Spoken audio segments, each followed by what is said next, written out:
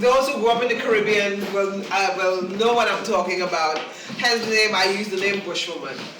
To me, nature, we all go back to nature. And as a kid growing up in Trinidad, I had plenty bush baths.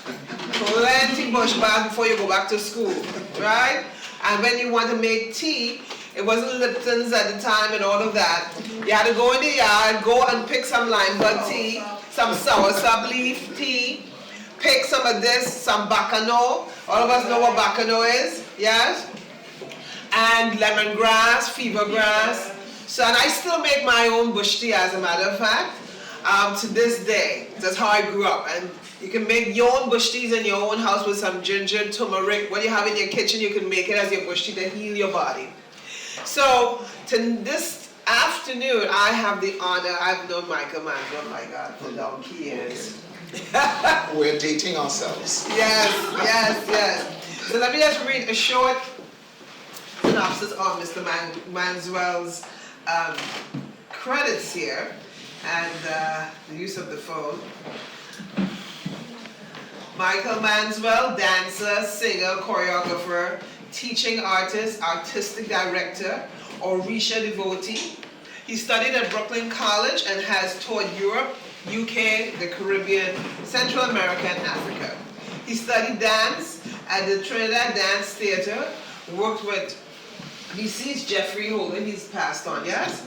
And the powerful Cheryl Byron, who has passed on. Mr. Manswell is the artistic director of Something Positive and performs and presents lectures, workshops in dance, music, and traditional religious practice, both nationally and internationally, with the company. He has worked closely with the Caribbean Cultural Center, African Diaspora Institute, and the Interfaith Center in their programs. Mr. Manswell was named one of Brooklyn's Black Men of Distinction in 2000, and one of the Brooklyn's Black Dance Kings in 2010, and is, and I want to say the fellowship correctly, NYSC, how you pronounce that? NYSCA Fellow, 2022 choreography. He's currently a lecturer in dance at Lehman College, CUNY, and teaches for Something Positive and an Abundant Arts Academy. So let us welcome, please, Mr. Michael Manswell. Welcome, give another big round of applause, please. So, Mr. Manswell, Michael, thank you so much for being part of this conversation. It is a pleasure. It is always a pleasure to have you. So, in regards to the carnival, traditional, legendary characters, this definitely has very deep roots within our African ancestry. Can you shed some light on the oral tradition, I consider you a griot, and what these characters mean within of yesterday, or either how they were origin, and what they mean with us today? Well, I think jumping off of what we just heard from the short clip, and I'm also going to bounce off my friend Kenya Rivero, who is a sambaista from Brazil. Everything comes from something. This is what she said to me when we were having a chat at the Brooklyn Arts Council. Everything comes from something. So first and foremost, we must not, as people in the community, see anything as being just so. It's never just so. It's not flippant, it's not facile, it's not easy to do, it's not coming from a non-cultural, non-ancestral point. It's always coming from a point of rootedness and groundedness. And so as we talk about, as we heard the wonderful Jab talk, it's also important to note that the oral tradition is one of the central, and forgive my pun, talking points in the West African griot tradition. The idea of the griot is to comment, to opine, to instigate, to cause questioning, and all these, some of these speech characters are in the carnival for a reason. Carnival, like we were talking earlier on, this farewell to flesh, this carne valet, coming from the Latin, this farewell to flesh, offered Africans in the diaspora a point where they could speak their minds with almost without consequence. And even if there was a consequence, the consequence was easier to bear because they had their masquerade.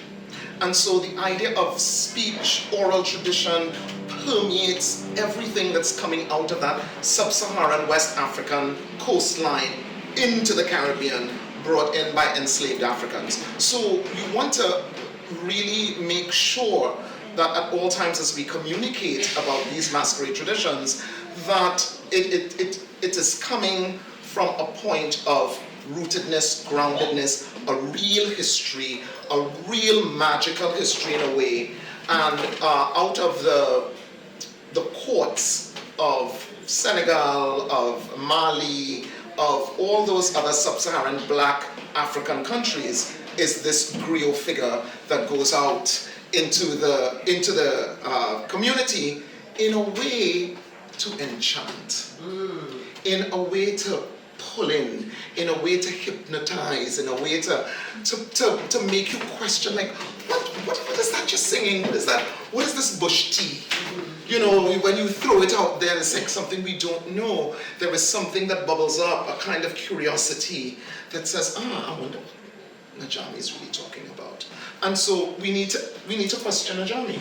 So then the griot goes out and starts to sing about the king, about the Oba, and talks about the Oba's history, and the Oba's father, and the Oba's mother, and then people go like, oh, okay, so there is this tapestry that we weave. So it's very important that this oral tradition is adhered to, and that we understand that it is something that's valuable. Yeah, I mean, to pass this information on to the younger ones because they need to continue. We are not going to be around. Forever. So the younger one, we will be around in spirit, yes. I don't believe the spirit ever dies.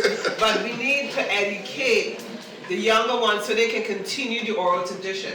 So in lieu of that, let's talk about the characters. Let's say the Midnight Robber. Who does he represent? Midnight Robber can be very scary. And to me, I see the Midnight Robber as someone who represents the shadow parts of man, that ego part. Because we all have that part of ourselves, what we call the devil. People say the devil made me do it. Right? That poor devil. Poor devil. Get blamed for everything. You know, there was a movie, a Netflix series called The Devil. It was a funky devil who lived in a condo and had a nice Porsche. He kept saying, everybody keep blaming me for everything. But it represents the dark side of the soul, and we all need to learn how to control that part of ourselves, which will teach us. I remember Dwayne Dwyer said that ego is edging God out.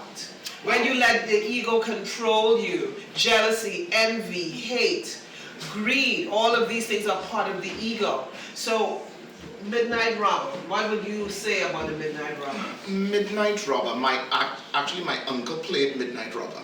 And when he was in that costume, we ran. Certainly when you put it on the first time, it was a running. My grandmother would make his cape, it was black and purple.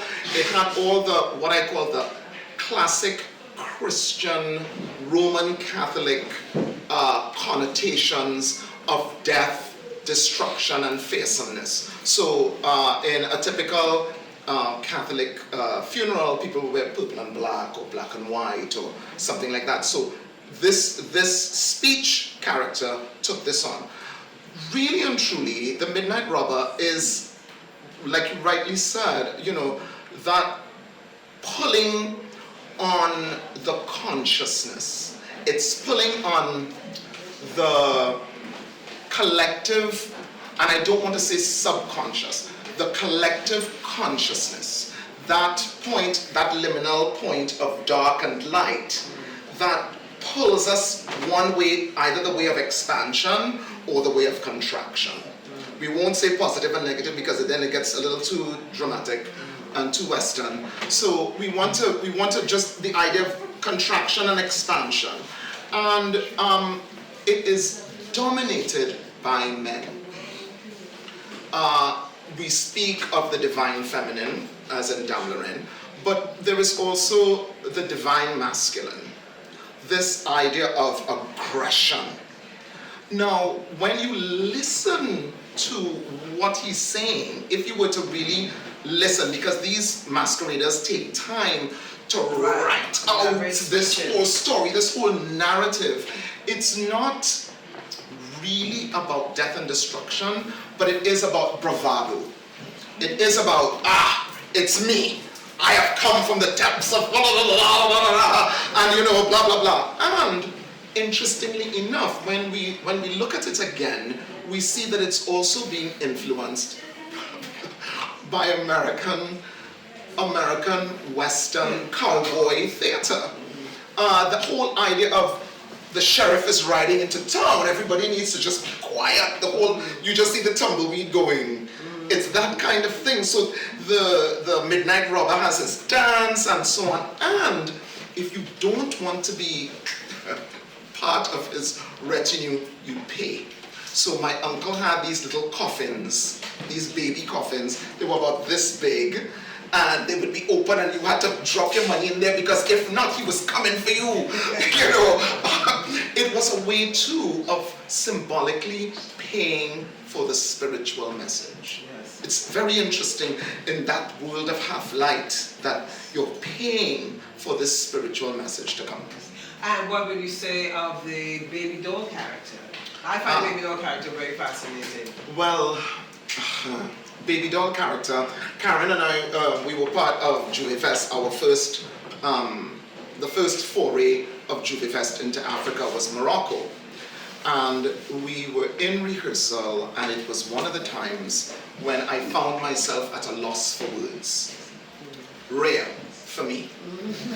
I'm almost verbose. The baby doll character is a very poignant and powerful one. It speaks to victimization. It also speaks to empowerment of the victim. Because here is this quality, this childlike quality in the baby doll that she's then, but she has a child that has been taken advantage of, a child that has been raped, a child that has been molested by a grown man, but she has grown enough to have the power to come out in the public and say, you is the daddy, I know you are the one. And so it's a kind of double-sided thing where you feel, for me, when I was looking at it, I was like, oh, how could we just like laugh at this? It's comedic, but we know from our studies in theater that comedy houses deep-seated philosophies. And it's a way to make deep-seated philosophies palatable. So like Mary Poppins, a spoonful of sugar. God, I did dated myself again. A spoonful of sugar makes the medicine go down. You know, and so we take that baby doll, like you say, a powerful character. It speaks to woman victimized, but woman redeemed. Yes. Empowers. It also speaks to the time when the slaves were forced to, like, baby making mules. So they were forced to have sex with slaves, even their own sons, and even their masters as well. And so you didn't know who the father was. And so the character speaks of, I'm demanding you take care of me and this child. So you the daddy, you the daddy. The other word for that is reparations. Reparations. Oh. Right? Did I say that? Yes, I did. So yeah, we're pulling on all those tropes. We're pulling on all those threads that that used to deny women power. Power, yes, yes. And we're saying, watch this in the light of day, or in that liminal space of Jouvay, I am gunning for you. That's right. I'm taking my voice back, so to Yes, speak. grabbing What it would you back. say to Dame Lorraine, the character Dame Lorraine? Dame Lorraine, I liken Dame Lorraine, and this is not me likening Dame Lorraine, Dr. Molly Ahi, who's now with the Ancestors as well, who did seminal research into carnival and dance traditions in the Caribbean and Trinidad and Tobago, will tell you that Dame Lorraine, when you look at modern day manifestations of Dame Lorraine, you see the antecedent of Dame Lorraine, which is Gile Day. Gile Day, a fascinating masquerade tradition from West Africa, largely Yoruba-speaking peoples from Benin, Nigeria, Togo, Ghana, all have this this Gile Day tradition. And this Gile Day tradition honors the feminine principle. And the word Gile Day almost literally means to stroke or pet the vagina. Okay. Why do we do that? If Earth is woman, and we want all the bush, we want all the fruit, we want all those things coming out of the earth, then we must stroke the vagina. Right. Yes. We must do it. And so once a year, maybe twice a year, these masquerades come out and their sacrifices done, prayers done, and all the dancers, I'm pretty sure, all the dancers that dance Gile Day Masquerade are men. And we would call it drag. Right? But they're all men with wooden sculptures on their heads, with women's faces, with large breasts, large buttocks, because we're thinking of the divine feminine as huge. We're thinking of the divine feminine as constantly oozing milk, constantly feeding. And as a result, she has these large buttocks because we could literally sit on it. Yeah? So so we're talking fertility, we're talking fecundity. We're talking that if it is that we are of the earth and we are earth-centered people with earth-centered religious practice, then we have to venerate earth. And so with this whole idea of that, we have these men in West Africa dancing the Gile Day Masquerade. No women dance it. Women are in the society, but the women do not dance. Men and young boys. And they are in their full drag. Fine fabric, large breasts, big buttocks, oftentimes made out of wood. So they're really big and the breasts are sometimes pointed, really large, buxom. And then we come to Trinidad and Tobago and Grenada and some of those places. How does it translate? In days gone by, we now have Karen and a few other people doing Dame Lorraine. Dame Lorraine was not danced by women at the point, it was danced by men. It was that same antecedent making itself felt in the new world, like bobbing up, like, okay, here I am. We're getting a chance, okay, we're gonna do this. And so you have this manifestation of Dame Lorraine, but the Dame Lorraine also is satirical, deeply satirical. We're mocking master and mistress because they too are trying to have their bustles with their pannier skirts coming out of the Baroque era, Versailles, they want to look, and their low décolletage, etc., etc. And so we're pulling on all of those things and we mixing it in and making this lovely melange of expression. And so, but again, we're seeing, like we've been talking, this whole idea of its antecedents. It comes from something. It's not just something that bubbled up in our thought process as happy Negroes. So let's talk a little bit King Jab with the Devil Mask. When you say that the Devil Mask, and I think the Midnight Robber, they're very kind of close cousins. So when people see the Devil Mask, they run, or the whip jab. Yes, I used to run from them. So how that originates also from our West Africa? Yes, the jab or jab malassi, which is the ones with the molasses with the paint on them, you see very clear representation from the Kang, K-A-N-G of Cameroon. You see, when I look at those videos of the gang, I swear I'm in Grenada. It's the black paint on the body, the horns. Why the horns? The horns are part of the sacrificial animal, so they're going to kill a cow or an antelope or whatever is the animal at the time for the community to eat, but also to give sacrifice to the earth. And then they're going to paint themselves with this black charcoal and all of that. And they go through, but it's also, again, social consciences. You want to make your people a little afraid of the consequence of travesty. Now it's like, I am unafraid. You need to be afraid. You need to be afraid because, and I don't mean fearful, you need to constantly be aware that with every action there is a consequence. Yes. We do not live on this planet by ourselves. So we are seeing, yeah, we don't live in Canada, but yeah, we have Canadians smuggling. Go figure that.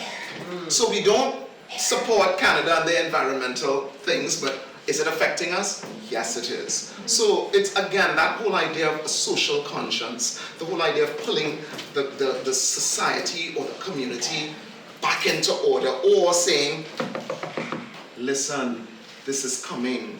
You have to hear this. You have to be aware that something is occurring soon. Like, Christ is coming soon. You know, we hear that all the time. Man, this is a bone. Christ is coming. I always think like, oh Lord, when is Christ coming? You know, but it's that same thing, that rap that says, listen, look, be aware. You know. So to wrap up, how would you say, what would you recommend that we do to pass on the legacy to our younger generation moving forward? I mean, it's continuing to have programs and conversations like this. Conversations like this are important, but I see some children, but I don't see an overwhelming amount of children. I feel that programs need to be instituted, but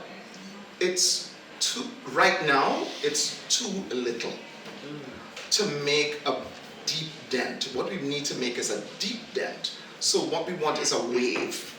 A concerted wave, a concerted effort. I just spoke with the provost of Lehman College. We were chatting, and he's from Nigeria, and we were talking about inclusion and diversity in the public sphere for teachers and professors and so on. And he says diversity is not something that occurs. Diversity is something that you have to practice. Yeah. It is not just going to occur because Najami says, oh, we must have diversity, or Michael says we must have diversity, or Sandra says we must have diversity. It's something that you have to put a mechanical structure to, so that this generation and subsequent ones, according to Cheryl Byron, have it better, so that they don't see the masses just something, oh, they're just having a good time. Yeah, we're having a good time, but it's not just having a good time. Yes. And so it brings a message to us in our lives. Also, too, just seeing someone waving the flag, our first workshop we had, explained the historical content and spiritual content of being a flag man and a flag woman, because in the beginning, only men waved flags, and then the women came in around the time, and Kitchener voted that song, Flag Woman. So, Michael, I'd love to thank you so much. Thank you very much for the opportunity. Yes, and thank you for sharing your knowledge. So next, we're going to show a great video that piggybacks off of what Griot Michael Manswell just said, and you will see the connections, not only with the Africans connection, but the horns, the cow blood, the whole thing, even down to the Kemetic, the Egyptian form of worship as well, that we will see in a few minutes. So you have that queued up? Okay. All right, thank you.